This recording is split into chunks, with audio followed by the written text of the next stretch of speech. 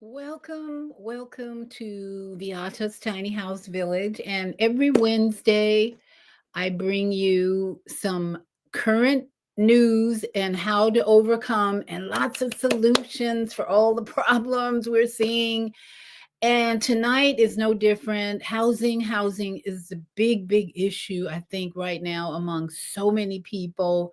Losing it, how to maintain it. So, we're going to talk about all that. And I'm going to help you keep your house if you want, or at least help you not get gentrified in the neighborhood. Let's talk about it. But first, I want to welcome all my tiny house lovers and village people.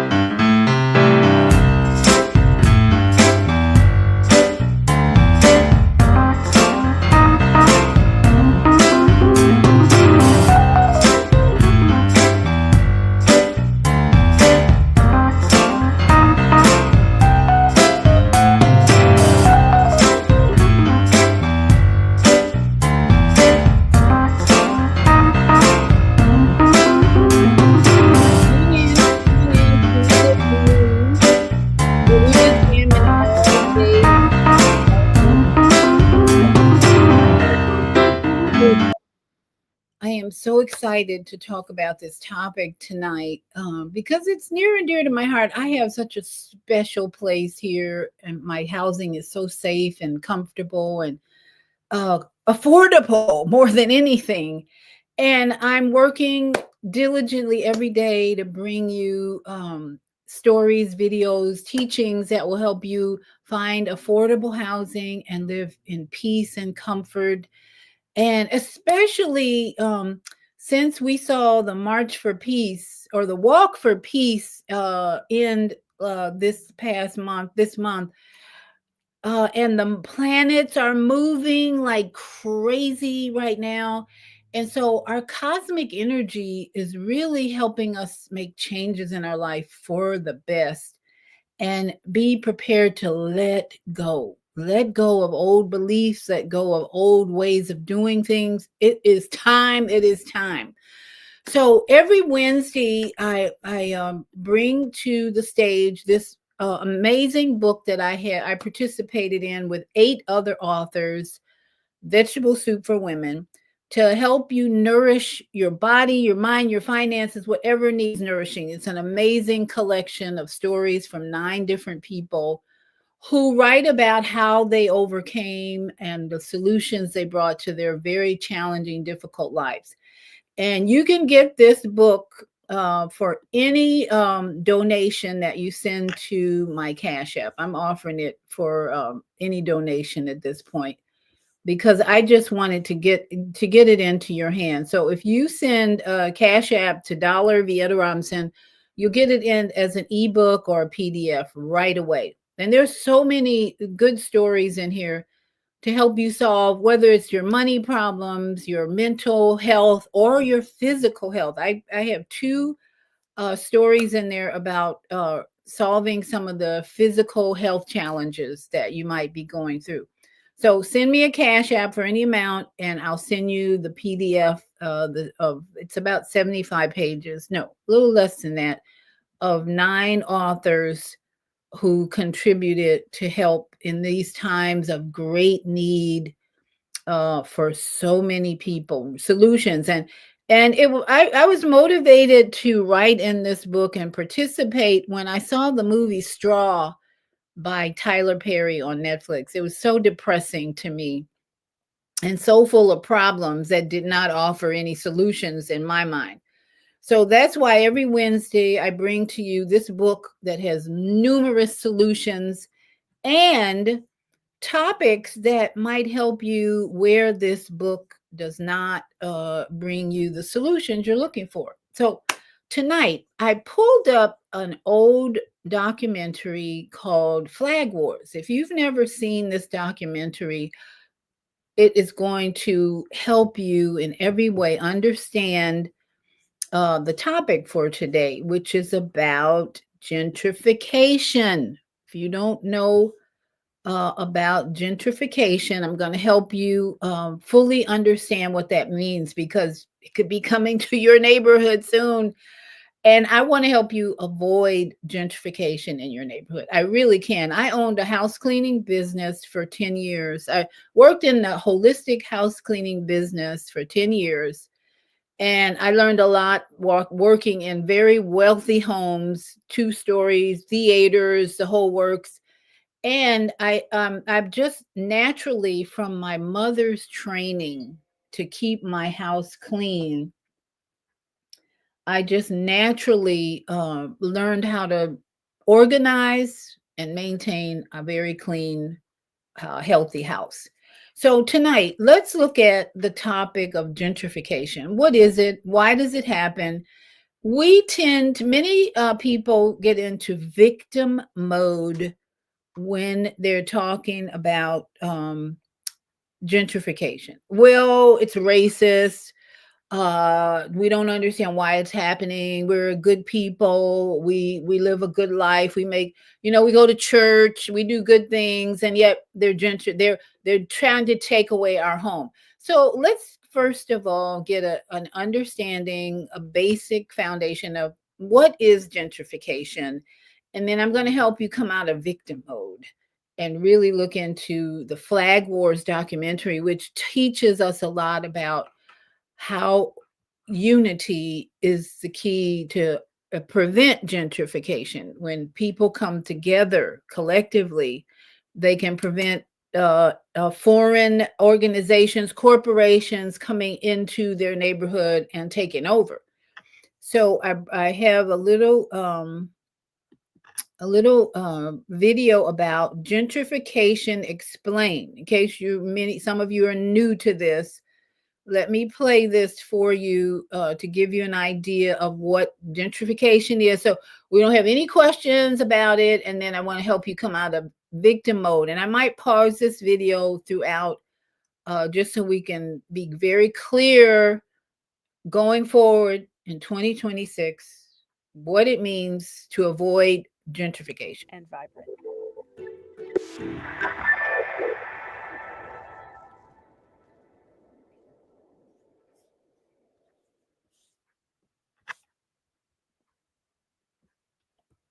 Okay, did I end up? Okay, pardon me. I think I'm sorry, got to start over. How about if I started at the beginning? Next time on POV, Old Town East has lots of new faces, and some of them are gay. It's a bigoted statement, but I don't want to wake up in my... Okay, let me back up here. Okay, hold on. Sorry. I have got to go back. What is gentrification? Gentrification explained. I don't know how I messed that up. Okay, let me start again and remove that and get to the right one. I want to start with gentrification explained first before we go on to force, because we want to be clear what this means. Gentrification. Okay, here we go. Gentrification explained. Is constantly being talked about. In the past 10 years, the number of Google searches for the word gentrification has more than doubled, and mentions in the news and in literature have gone up.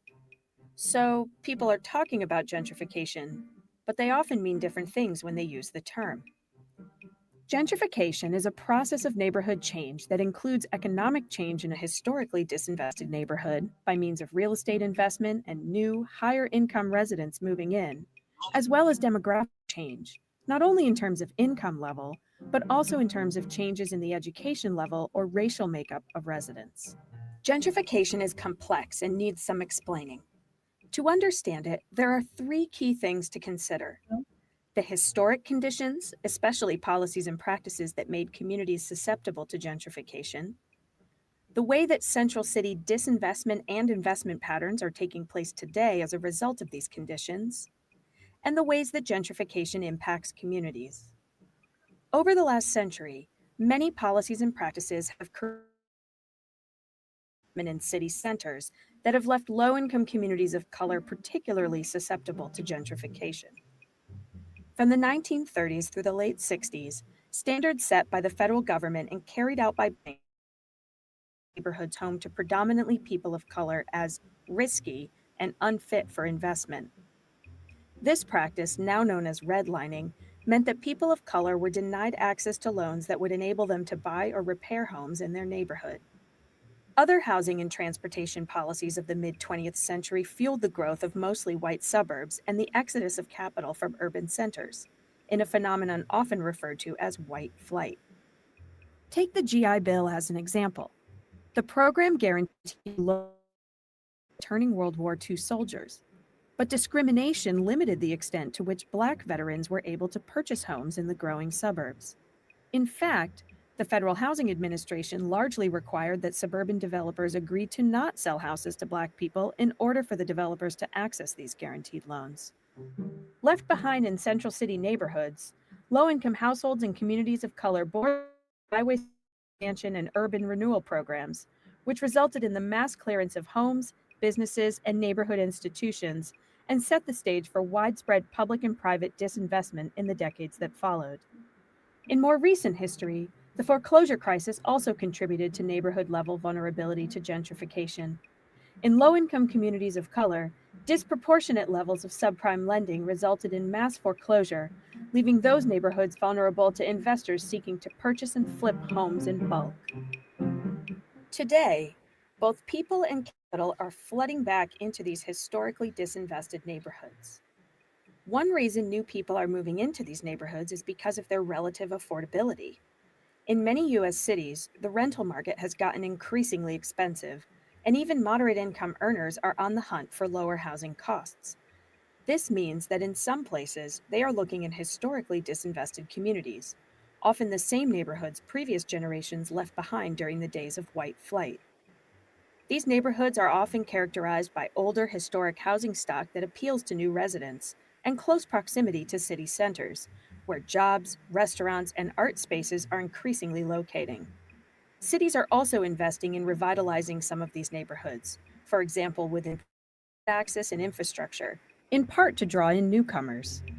On the ground, gentrification may look like real estate speculation, with investors flipping properties for large profits, as well as high-end development, and landlords looking for higher-paying tenants. Increased investment in neighborhood amenities like transit and parks. Changes in land use, for example, from industrial land to restaurants and storefronts. And changes in the character of the neighborhood, as community-run businesses are replaced by businesses catering to new residents' needs. While increased investment in an area can be positive, gentrification is often associated with displacement, which means that in some of these communities, longtime residents are not able to stay to benefit from new investments in housing, healthy food access, or transit infrastructure. Instead, lower income families, often families of color, may find themselves facing rent increases, evictions, or other displacement pressures, and left with no other choice but to move to suburban or even exurban areas, far away from their jobs and the businesses and service providers they know. This can mean more time commuting, less time spent at home, and increased isolation levels. For children, displacement can disrupt educational pathways and generate negative health impacts. Even for longtime residents who are able to stay in newly gentrifying areas, changes in the makeup and character of a neighborhood can lead to a reduced sense of belonging or feeling out of place in one's own home. For example, unique cultural vibrancy can be lost as places of worship see their congregants displaced to faraway cities and towns. In addition, family-run businesses and nonprofit organizations may be forced out as their customer base disperses, or as their commercial rents rise past what they can sustain, affecting the ability of those who stay to access the goods and services they need. There might also be changes in neighborhood norms and policing, for example, an increased police presence in order for new residents to feel safe. On the whole, we cannot ignore that the adverse impacts of gentrification, ranging from individual health effects to the suburbanization of poverty, are only the most recent wave in a pattern of urban restructuring that has been imposed upon and negatively affected low-income and communities of color over generations. Public, private, And nonprofit sector leaders have the opportunity to implement strategies that give longtime residents a chance to benefit from increased investment in their communities and even be part of driving how some of the changes in their neighborhoods take place. In order to invest in communities without displacement, policies, programs, and financing tools are needed to protect renters from formal and informal displacement pressures, facilitate the production of more affordable housing, and preserve and upgrade the existing affordable housing stock. Involving community residents in planning and decision making about their neighborhoods and region can and should be a key piece of all three of these strategies. Taken together, these strategies can help keep communities together so that everyone can enjoy access to improved schools, better food options, more job opportunities, and safer neighborhoods. Qualities we know make cities and regions healthy and vibrant.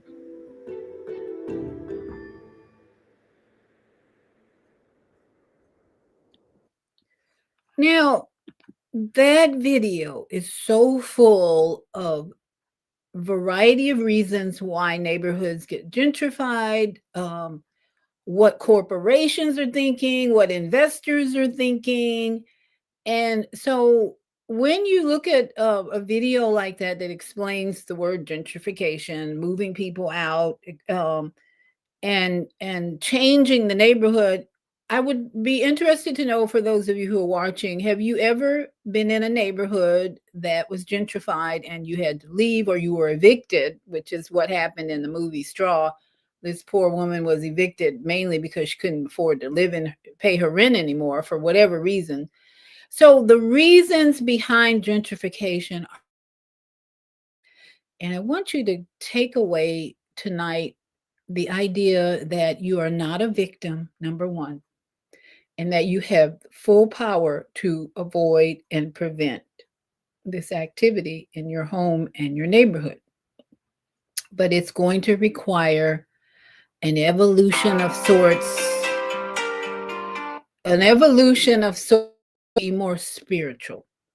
Because what has been happening so far in 2026 is the arrival of what I call the Prince of Peace, who has taught us the way to change ourselves and our family and our world is to be mindful and practice meditation and breath work. I have had so many miracles happen in the last couple of weeks that I know for sure that my consistent mindful practice of meditation, breath work, and prayer, especially every morning, being dedicated to writing out, today is going to be my peaceful day, and then announcing that in not only in my mind but speaking it out loud, and allowing the universe, the invisible forces in our lives, our ancestors, our angels, our messengers, nature, to take over at that point and just work on not reacting to life circumstances and staying in peace inside this temple. I've had just miracles. I'll tell you one miracle that occurred to me that I still cannot understand. I was at a music festival on Sunday, and I my son had this wagon full of our chairs, and I put my purse in there, and I took my debit card out and I put it in my pocket. So he left me and my granddaughter to watch a jazz group that was coming on in like 15 minutes. So while I was there, I said, it'd be nice to have a glass of wine when the jazz band comes on. And so I went inside this nearby restaurant and ordered a glass of wine, paid for it with my debit card, and then put it back in my pocket. I didn't have my purse or anything. My son had walked away with my purse and everything. So I put my debit card in my pocket. So an hour later, after the jazz band was done, we started walking to the next musical group, which wasn't far. And I reached in my pocket, no debit card. So where's my debit card? And by the time I got to the band, I said, oh, shit, I've lost my debit card. I was searching. I only had 2 pockets, no debit card there. And I sat there thinking, oh, dear, I'm going to have to order a new debit card. So I told my son about it. I said, you took my purse away. So I know it's not in my purse because I put it in my pocket. Well, lo and behold, when I got home that evening, I looked in my bag after I took everything out the car, and it was in my purse. My debit card was in my purse. I'm like, wait a minute. Am I losing my mind, or did that really? So I know beyond a shadow of a doubt that debit card was not in my pockets at all. I took everything out. I was like, oh no, I lost my debit card. But when I got home, my purse, which was in the wagon that my son took, it was in my wallet. Now that's just one of the miracles I've seen in the last couple of weeks since I've been diligently, persistently writing. Today is going to be my peaceful day, and I'm not reacting to the crazy things going on. So, if you want to avoid the gentrification of your neighborhood, of your life, the upset of your life, this is something that the Prince of Peace, the monk who walked 2,000 miles. I have so much respect and honor for these monks that walk 2,000 miles, that I'm following everything they suggested we do. I'm walking barefoot in my yard and everything, because we need help. We need divine help at this point in the journey of insanity, psychopaths running the government, everything. So gentrification has all kinds of reasons why it happens, but if you don't want it to happen, you're going to have to maintain your own house that you live in. And one of the things I want to suggest to you, if you're living in a 3-bedroom house and you're maintaining it, one area I used to work on when I owned my house cleaning business was the bathrooms. There was more work that I had to do in the bathrooms because people were not maintaining their bathrooms, the shower especially. People have a habit of taking a hot shower and getting out and leaving it and going away. Well, when you do that, especially in a hot climate, you're going to have mildew and mold growing on that shower tile. If you have tile, it's going to grow in the grout. So I always recommended, if you're going to have a shower with grout and towel, you've got to dry it off when you get out the shower. If you just leave it wet and the room is fairly hot, you're going to have mildew and mold in there. And that was what I always had to struggle with when in my house cleaning business, was the mildew in the bathroom shower. Ugh. So even in the wealthiest homes, they had a problem with mildew in the shower. Number one, don't put tile and grout in your shower unless you're going to take the effort of drying it out after you get out the shower, because it's going to happen. I don't care. 10 years I did house cleaning, and it always was there, mildew in the shower, unless you have some special air conditioning system. You're going to have mildew in the shower. Okay. So avoid that area. As far as new home, new construction, do not put tile and grout in your shower. I don't know who thought of that. It was a horrible idea. Put something more modern in your shower. You don't spend a lot of time in there, but it's going to cause you more labor, more work in the shower if you don't have some type of material that is mildew preventive.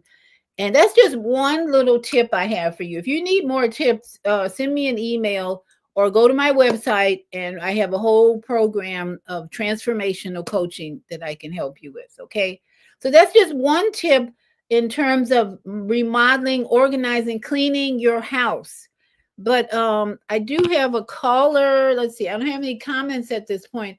I want to play the Flag Wars trailer for you, which was a documentary about a community in Cincinnati that got gentrified. And I want you to see what happens in a community, and again, how to avoid it. But let me take let's see. Mama AZ is on the phone. Mama AZ, did you have a comment so far about gentrification and what's going on in housing and maintaining and avoiding evictions? Can you hear me, Dr. V? Yes, I can. Go ahead. Okay, it's kind of windy out here. I'm by my sacred tree. Yes, ma'am. My parents and my parents from Oklahoma and Texas, way back, they were one of the settlers of Arizona, Phoenix, Maricopa County. and my dad built everything for all of his wives, everything, houses and rental property and juke joints and you name it. My dad was an off the chain carpenter. Hallelujah. Now, my grandmother, she made her transition at 108, and the land that she passed on to me, well, it ended up getting gentrified. I allowed my brother to put it under his ministry because I could no longer pay the taxes, and because I wasn't able to work anymore because of my alcohol fetal syndrome issues, my bones, and I was disabled. And so he put it up under his ministry, Vision One, and the next thing I knew, it got gentrified. That my good mama's house that she had, my mother got it, and all through the years until we were born, all of us were born in that neighborhood. It got gentrified. Now, what say it got gentrified? Did some corporation or people come in and evict you out of the neighborhood? How did it get gentrified? Oh, they took the land. Who took the land? Who is they? I'm not sure, but it was in my brother's ministry under Vision One, and the next thing I knew, they just took the land. I mean, we didn't have a lot of taxes to be paid. Actually, I made sure the 40 years that I was in North Carolina that I would send the money back. And sometimes I would have to drive across country, with my weed eater. This is a true story, because what they do when you have lots and there's no house on it, if you don't clean those lots off, the city will come in and tax you $1,500 because you haven't weeded those weeds off. Look it up. And so I did that as long as I could, and then I turned it onto I passed it on to my brother, and underneath his ministry, because if you have a 501(c), you're tax exempt for the taxes. Okay. And so anyway, it happened according to my brother that they gentrified. They took it. It didn't matter. They needed it, and the city, even though the taxes were paid, they needed it, and they got it. Okay, so what I hear you saying is the city or government found a way to take that land or the houses from your family. Yes. Okay, whatever way, they found a way to take it away, right? Yes. And now, so it's no longer land or houses in your family, right?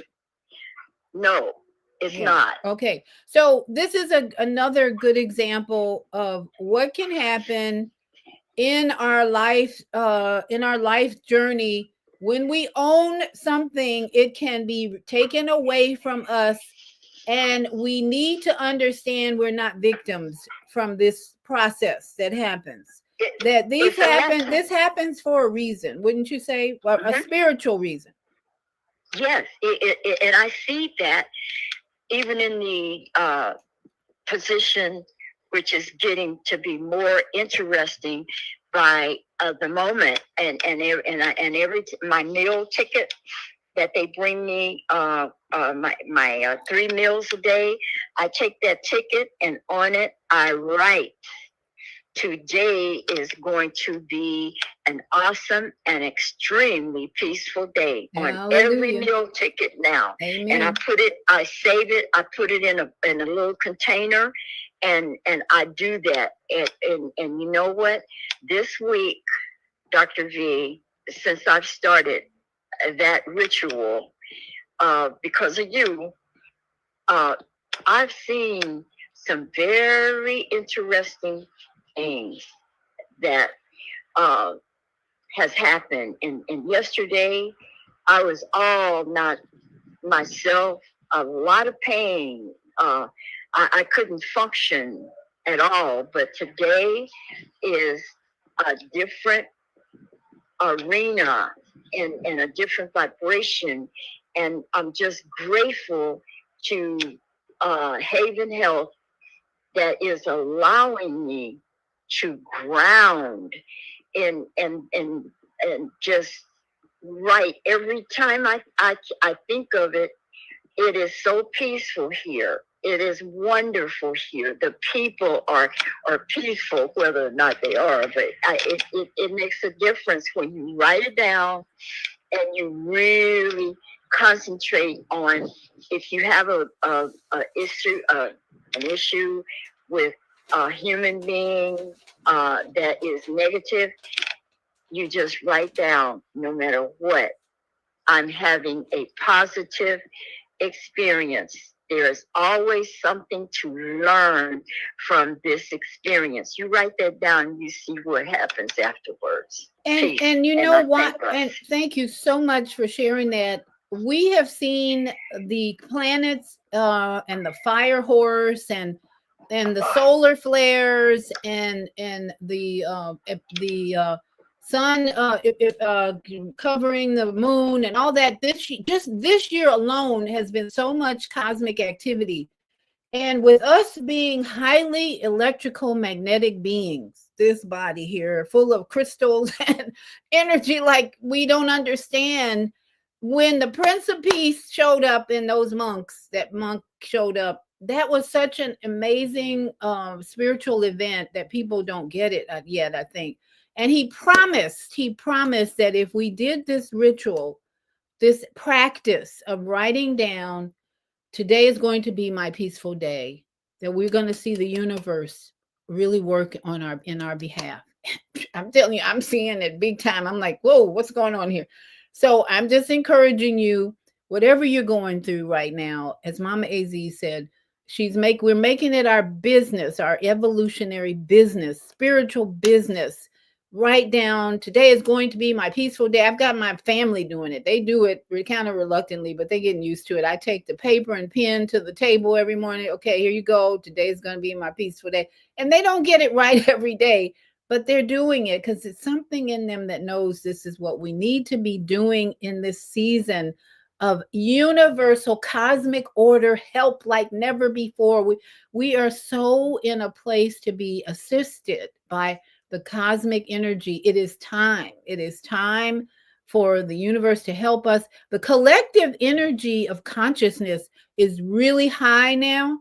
So the consciousness is at a mass level there where we're going to make changes when we all come together in unity. And that's part of the key to preventing housing problems, gentrification, evictions, is unity. So let me share this trailer, this Flag Wars. This documentary is probably over 20 years old, but the message is very powerful. What happened in this community in Cincinnati many years ago, and why we need to learn from it today in 2026. Some very important lessons that we need to learn from this.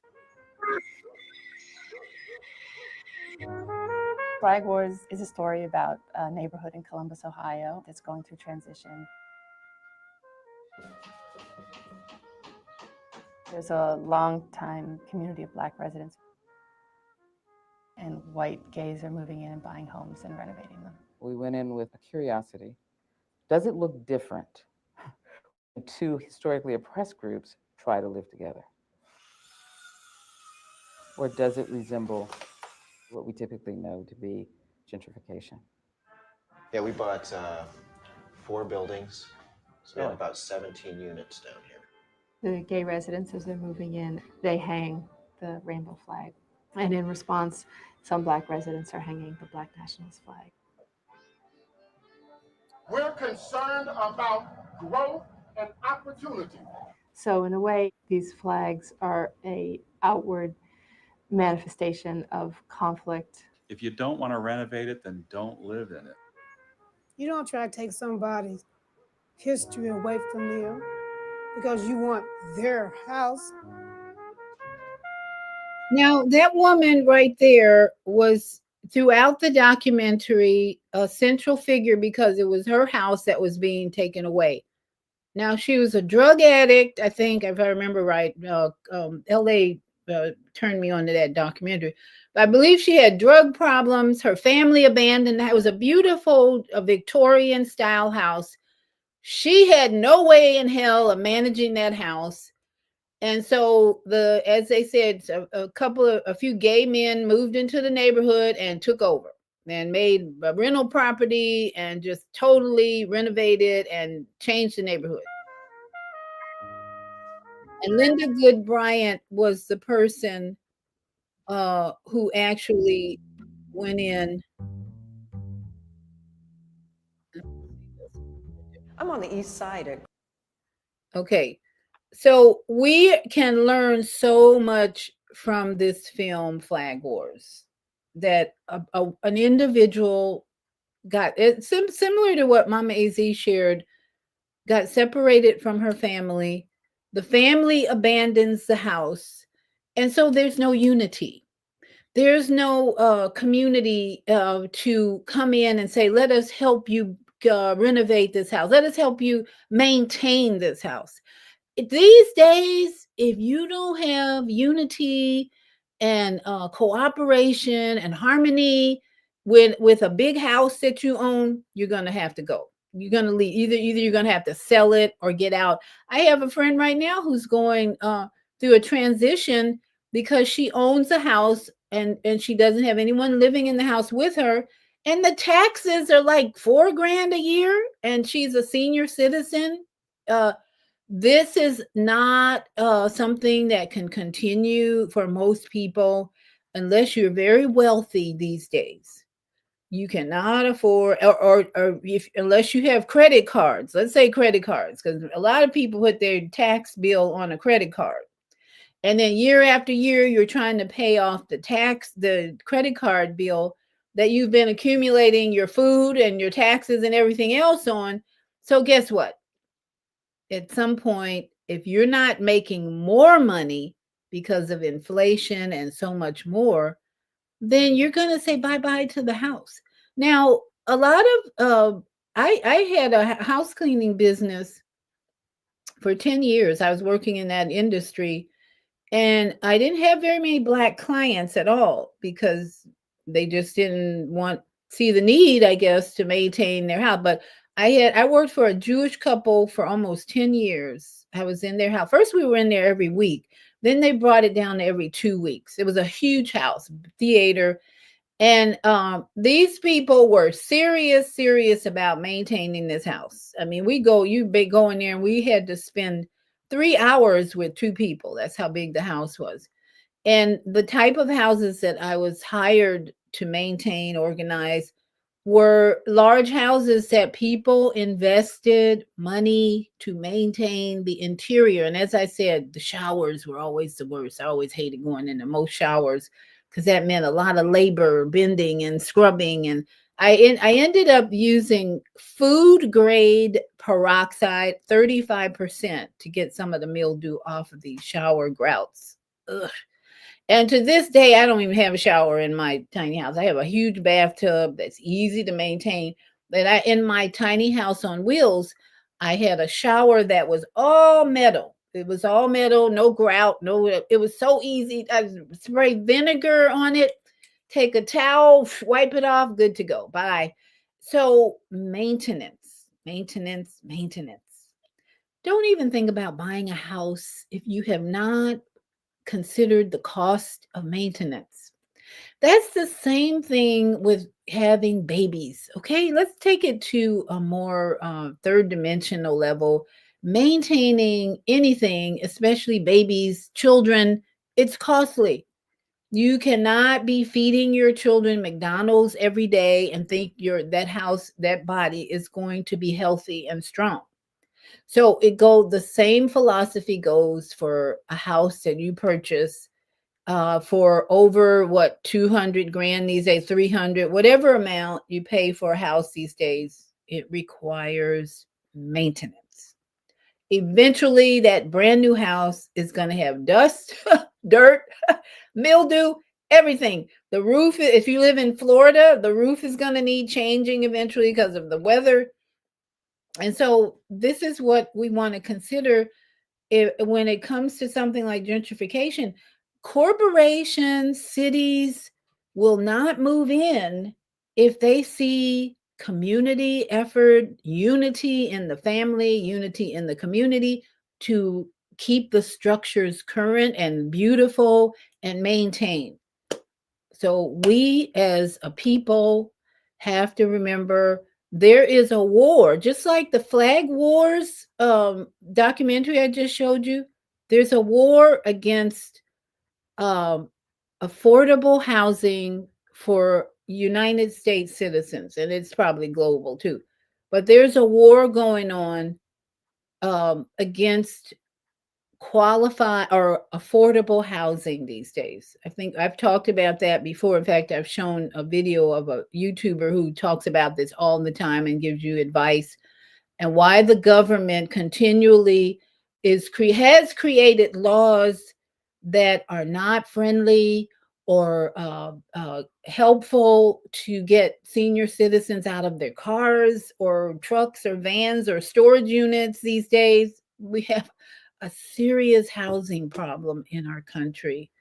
And the presence of the monks, the March for Peace, was part of the solution or the answer.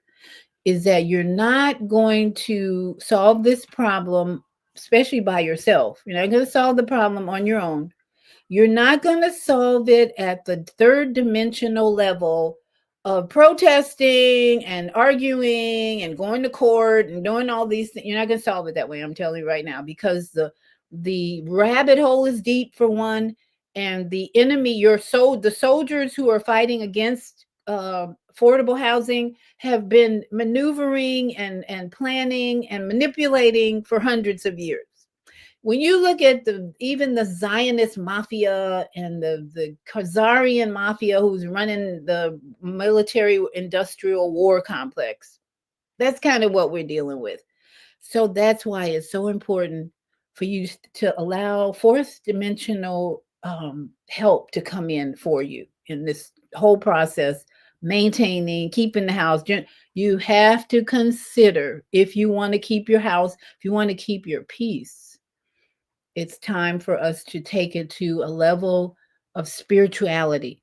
Jesse Jackson just left the planet. His soul left the planet. I've seen so many praises of what he did for so many people along his 84-year journey. He was a phenomenal individual, very important figure in the civil rights. But his departure on the Chinese New Year and on the solar energy flares, his departure on that day was a clear sign that we are moving into a more spiritual journey, a more fourth dimensional journey, and religion has to go. You can no longer be praying to Jesus and think you're going to get everything you need. It's not going to happen. If you have a mindfulness that Yeshua Christ is a spirit of love, truth, and wisdom, now you might get somewhere. But don't be expecting a man to come out of the clouds and save you from whatever problems you have. The clouds, the spirit of Yeshua Christ must come out of this cloud up here. This is a cloud, a green cloud here, covering the cloud of the brain. That's where the energy has to be focused. The mindfulness has to start here. I'm going to get up every morning, write down on a piece of paper, today is going to be my peaceful day. Speak it out loud. Today is going to be my peaceful day. Thank you, universe. Thank you, cosmic energy. Thank you, creator. Thank you, spirit. Thank you, Yeshua. Thank you, ancestors. We got to give it all we got these days. And it's going to be done. I'm telling you. The monks promise us, if we take this initiative of mindfulness, and then every time a challenge comes up in your life, take a deep breath and close your eyes and let the energy of the negativity flow and leave you, and don't fight it. Just, oh, look at, there's more criticism. Up, there's more challenge. Let it go. Keep breathing, keep breathing. This is something hard to do in my grandchildren. They're not fully aware and working on breathing, breath work, but I'm working on them. My son is doing a really good job. He has been meditating ever since his divorce. They kind of put him in shock and disturbed his peace greatly. He had therapy for a whole year, and he started meditating and doing breath work. And I think that's why he's so calm with his children and with me. I don't argue with him. We have healthy discussions, relationships all the time, because he spent a whole year in therapy learning how to meditate and breathe. So he's way ahead on the, today is going to be my peaceful day. He's a very peaceful person. I'm blessed beyond measure to have someone like that in my life. And so we want to encourage you today to get on board the walk for peace. Mama AZ has already shared she's seeing changes in her life, and those monks did not show up by accident. I'm telling you, it's no accident that they showed up to over 2,000 miles. Who does that? Who walks over 2,000 miles just to bring us a message of be mindful? Don't react to people's BS. Don't react to the psychopaths running our government. Don't react to your relationship challenges, problems. Don't react. Just take deep breaths and practice mindfulness and stay in peace. And guess what? It's time. The universe is going to reward you for that type of behavior. No gentrification in this neighborhood here or any other neighborhood when you start being mindful. And realize 2026 is all about being in alignment with the Creator's love, joy, peace, because he sent the Prince of Peace to lead the way all the way to DC. Woo-hoo! I am so excited every day I wake up to get my pen and write down today's going to be my peaceful day. And it's happening like I never expected. It's like, whoa, I love this. So we encourage you to get on board the walk for peace. And don't worry about gentrification, evictions. If you're being threatened with eviction, get up, today's going to be my peaceful day, and then wait and watch and do your thing of being a love agent, a lighthouse wherever you go, and just don't react. Don't hang on to anger and bitterness and resentment, hate. No protesting. We don't need to protest. You don't need to protest because the universe hears your message first thing in the morning. What do you need protests for? Just trust and have faith. This is such a strong faith movement this year for us, 2026. Number one, unity, alignment with Creator's love, compassion, and wisdom. That's our mission. Mama AZ, are you still there? Okay, her phone is still on. If you have any last words, your mic is still open, but that's my show for tonight. And again, if you want some help with reading, Dr. V? Yes, ma'am. You have any final words you'd like to share? I'm just grateful that today is a better day for me spiritually. A lot has been shown to me all of this week, and I'm grateful for your show. And if I can call you later once I go and get my veggies. Oh, good. Okay. Yes, do that, please. All right. Thank you for tuning in. Love you. Shalom. Aho. So if you are needing materials to inspire you to read, the book again, Vegetable Soup for Women is available for sending a Cash App. Also, my other book, let me see if I can bring that up. My other book is also available. If it comes From Fear to Faith in the Master Design, will help you understand the disease of cancer. If you have anybody going through that diagnosis, of struggling, or who recently, or who, this book will help you understand the master design, this human vessel, that is designed to tackle cancer even on its own when you practice mindfulness again. The master design is your temple, Holy Spirit, your temple, your human vessel, the most advanced biological computer in the planet. And I show you how that's activated. When you have fear, it's not going to be activated, but when you have faith, this master design, this body will be activated to help you overcome anything, because that's the way it works, mainly through non-reactive behavior, but responding with love to the process that goes on. I show you in this book what happens when you have a trauma like the loss of a child or a husband or anyone, how your body responds to that. If you either react with fear in a stressful situation, or if you react with faith, your body will respond in two different ways when you have a trauma in your life. It will respond. If you respond or react with fear, your body goes into a whole process to create tumors. If you respond with faith and start practicing lifestyle medicine, the faith response will create a more alkaline environment and will heal whatever needs to be healed. And that's basically what this book I share with you. And I share the many people that I met along the way who confirmed the teaching of German New Medicine, which is what this chart is behind me, that has helped me maintain my own health in a way that I stay mindful always of how I'm responding to life's challenges.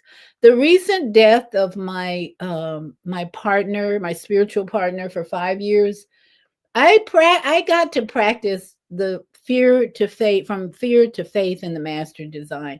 When that person transitioned and his body stopped functioning and his soul left his body, I knew right away I could not go into sadness or grief or unforgiveness and all that, because my body would respond with tumors. If you hold on to grief, unforgiveness, guilt, hate, grief, unforgiveness, hate, those are the main ones.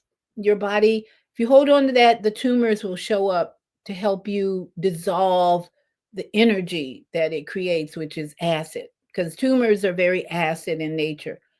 But if you respond to traumas in your life, loss of a job, loss of a child, a husband, you respond with faith. This is a great lesson for me. I don't know exactly what it is, but I'm going to just work on learning the lesson with mindfulness, breathing, meditation, just mindfulness every day. I want to learn the lesson. Help me learn the lesson from the death of my child. Help me learn the lesson from the death of my husband, my spouse. Help me learn the lesson. Universe will show up. The master design will activate all the alkaline energy, the love energy that will pump more blood, more lymphatic energy out to get rid of all the toxins, the parasites, everything, because you respond with faith in this design. And that's what that book is all about. So you can get that book by sending a cash app. Again, that book is $8.99, and I'll send it as a ebook to you right away. Okay, so I don't see any comments. So I imagine everybody's listening and learning and taking notes, which is great. Thank you for being here. I feel your love. I feel your love. No comments. So we're going to say, have a beautiful evening. I am so excited to share all that's going on in my life now that I'm even more into mindfulness and practicing every day. Today is going to be a peaceful day. You affirm it every day, claim it every day, it every day, speak it into the atmosphere, and watch miracles happen. I'm telling you, every day.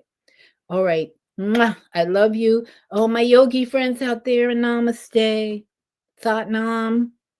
Aho, Native American relatives and friends. Ashe, Ashe, oh, to all my brothers and sisters out there. And always, shalom, shalom. Have a great evening. Love you. Mwah.